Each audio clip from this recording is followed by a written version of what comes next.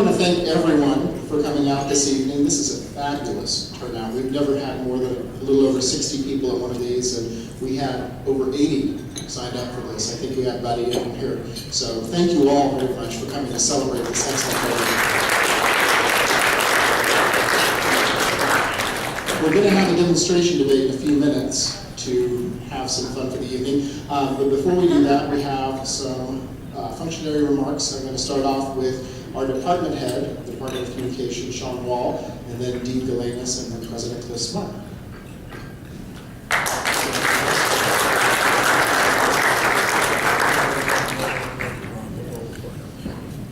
Thanks, Dr. Morris. I just wanted to take a few moments to thank all of you. This is really a special event.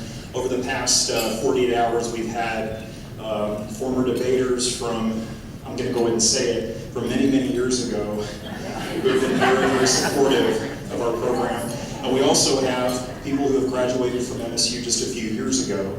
We also have current debaters. I think that some of our current debaters are sitting right here in front of me. But overall, this type of event is very, very important. And as I think I've been the department head now for almost 2 months. And I do want to tell you that one of the reasons that I had a clear decision as far as going ahead and making the move from Texas is because of the debate program and some of the other strong programs that we have, not only in the School of Communication, but specifically in the Department of Communication. So I just want to tell you that as we move forward, this is exactly the type of activity that we want to continue. I want you to know, as the department head of the program, that I'll do everything I can to advocate for the students and to continue the tradition that we have. A lot of things that we sometimes hear, and this isn't just true in one academic program, we hear it, across programs where someone might say, well, what exactly makes you great? What is it about, the Department of Communication or the Department of Biology or whatever example comes up? What is it that makes your program unique? Well, I have to tell you that one of the things that makes our department special is MSU debate. And it's, when we talk about recruiting students and also keeping them here at Missouri State, it's not just about recruiting students into the Department of Communication. We have, and some of you are here, we have MSU debaters that go on to work in law firms, to work in successful businesses. We also have students that choose to come to our university because of MSU debate. That might be chemistry majors that work across the university. So the way that we have to continue this is, of course, alumni support and community support, and it starts right here with these conversations and with these relationships that we continue to foster. So I just want to thank all of you for being here, and obviously this is a partnership as we move forward and support the debate program. And before I turn it over to Gloria Galanes, our new dean, I want to publicly recognize Dr. Eric Morris. If we could give him a round of applause for all of his fine work.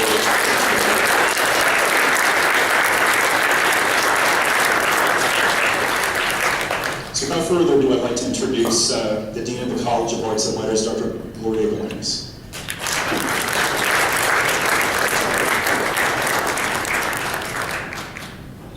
Thank you, Sean. I love coming to debate functions because you guys are fun and you know how to party. It's been wonderful reconnecting with people I haven't seen in a while, like Tom Black and Bob Pedrazis and Tom Strong. But it's been also fun meeting some legends like Kent Keller. Kent, where are you? Folks, there you go. Folks that I have heard about for years and years, but I'm finally having an opportunity to connect with, and it's been fun for me. So thank you for inviting me. Debate is important to Missouri State, and I want to acknowledge how important that is. Those banners indicate the success of the program. We love winning.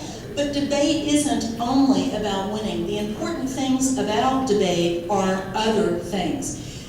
Participation in debate teaches you how to research and find information. It teaches you how to organize that information and present it in a clear and lucid way, and how to be persuasive in that presentation. And it also teaches you how to find flaws in other people's arguments so that you can kind of poke holes in what they're saying. In short, participation in debate teaches you how to think. To me, that is central to the public affairs mission of Missouri State University. We have had that mission for almost 20 years. And our president, President Kaiser, who was the president when we got that mission, I think conceived of that in a very clear way. He said that what you are learning at the university isn't just a private good that's yours alone and that you hoard, but it is a public good. It's part of the commonwealth of what we share together. And I think debate is a manifestation of that. So as you learn how to think, you learn how to apply that good thinking to the public life of your community, and you learn how to improve your community in myriad ways. I think that that's critically important. We have 3 pillars of the public affairs mission. We talk about ethical leadership and cultural competence and community engagement. Those are important. But to me, the heart of it is your participation in the public life of the community and your appropriate participation as good citizens of that community. I think debate is at the heart of what that mission is. I'm so glad that you are having this reunion. I'm delighted that you invited me, and I want to tell you how proud I am that you are not only part of the Department of Communication, which is where I'm a professor, but that you are part of the College of Arts and Letters. Thank you for coming, and it's so good to see you all.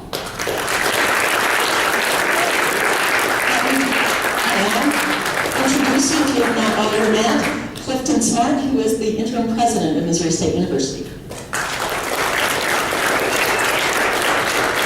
Thank you. We lost a great member of our community this week.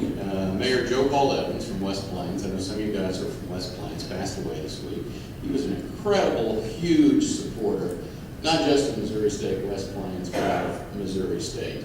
His son and his grandson went to school here. He never got to go to college. So I thought I would share a little story about Joe Paul, and I'll wrap up here. I'd just done this, was down to West Plains, and you know, when you're on the tour, you're meeting dozens of people, and I know I met Joe Paul last summer, and then was back to speak at Rotary, and I recognized him, but I couldn't call his name, and so I just fessed up, and I said, sorry, I recognize your face, but I can't call your name. And Joe Paul said, well, hell, my dog can do that. So I would like for us all to lift a glass to toast Joe Paul and his family, and for all he did for the university. Go Bears.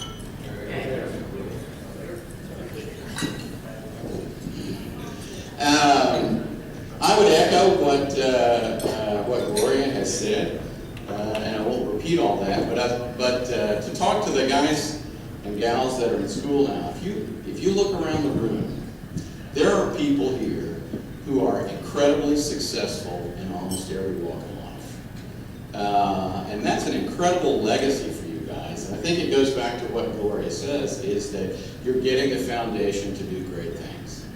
I look around. Russ Keeling, there are people in this room that are very special to me. Russ Keeling, who had the interim job as president for 17 months, and I think the first week I had this came by and shared all the secrets. And I appreciate that. And Jim Anderson, who's been a great encourager the last 15 months, and friend, and then Tom Strong, who has been my friend and mentor for 20 years, and has been an incredible encouragement to me the last 15 months. I appreciate that, Tom. He's the guy that introduced me to Missouri State University, and began that little seed of connection there. And who would have thought it would have led to this? But I'm sure Tom didn't. But anyway, I appreciate everybody being out here tonight, and lots of people came a long way to celebrate with each other and to remember the good times and the good things that Missouri State has done. We are going to do even bigger and better things in the coming years.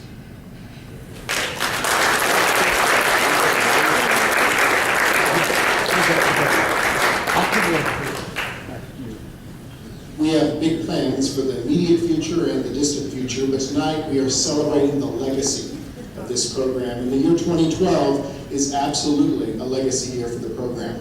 Now we're 2 years too late to celebrate the first time that we sent debaters to another school's campus to go and compete. That happened in 1910. But this year is the 100-year anniversary of the first article of which I'm aware, when the Southwest Standard started reporting on those public debates with blow-by-blow details, including full-on complaints about all the errors in the judging process.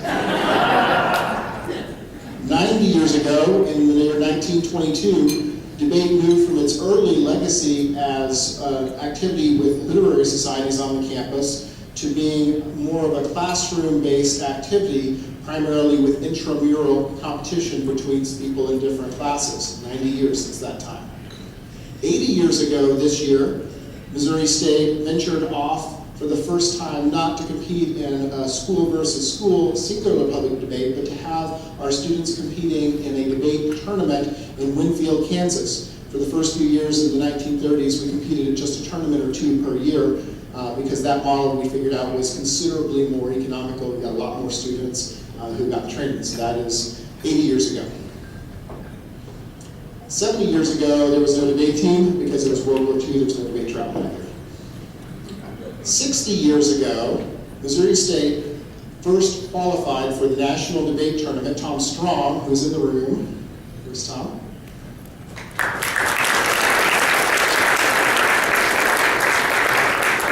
Who competed for Virginia Craig, got to quarterfinals of that tournament, and thus, kind of a very fitting cap for Virginia Craig's very impressive coaching career, and a very important transition time, because the first time we qualified to the NDT, an excellent job at the NDT, and also the year of transition from Virginia Craig's nearly 50 years of coaching to the reign of Holt V. Spicer, who began as a coach 60 years ago in 1952.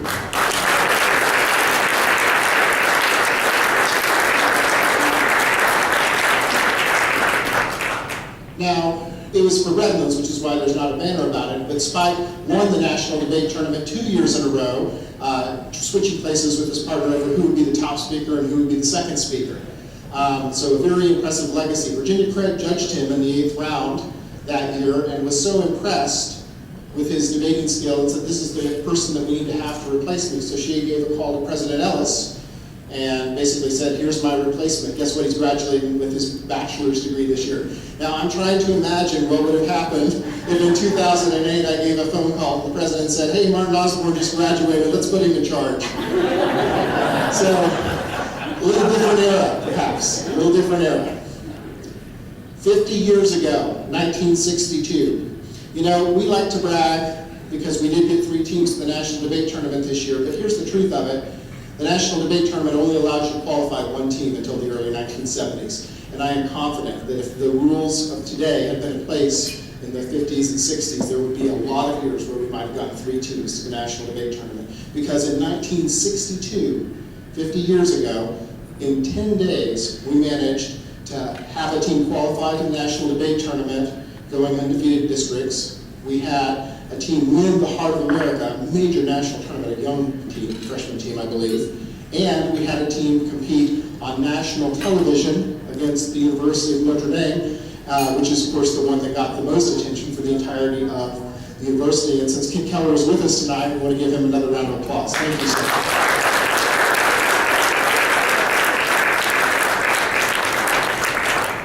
40 years ago, the season was opening, and that season would lead to the end of the year to the first appearance in the semifinals of the National Debate Tournament with Tom Black and John Jackson. It took a little while for that pairing to develop into the way that it was going to be, but that season started 40 years ago. 30 years ago, the program was in the middle of a transition from NDT to CETA. And as far as I can tell, that transition had just begun in the fall of 1982 and was largely complete sometime in 1983 and 1984. 20 years ago, Spike decided to dust off the coat and dust off the pipe and return to coaching for a year. And the debaters responded by winning the CETA National Tournament, Jarman and Wolf right up there, 20 years ago.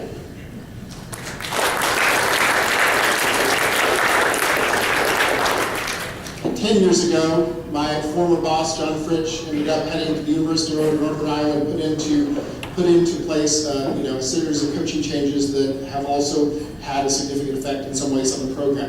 I think we have a ton of things to celebrate, and I love that this is happening in the year 2012 because this program has such an amazing legacy.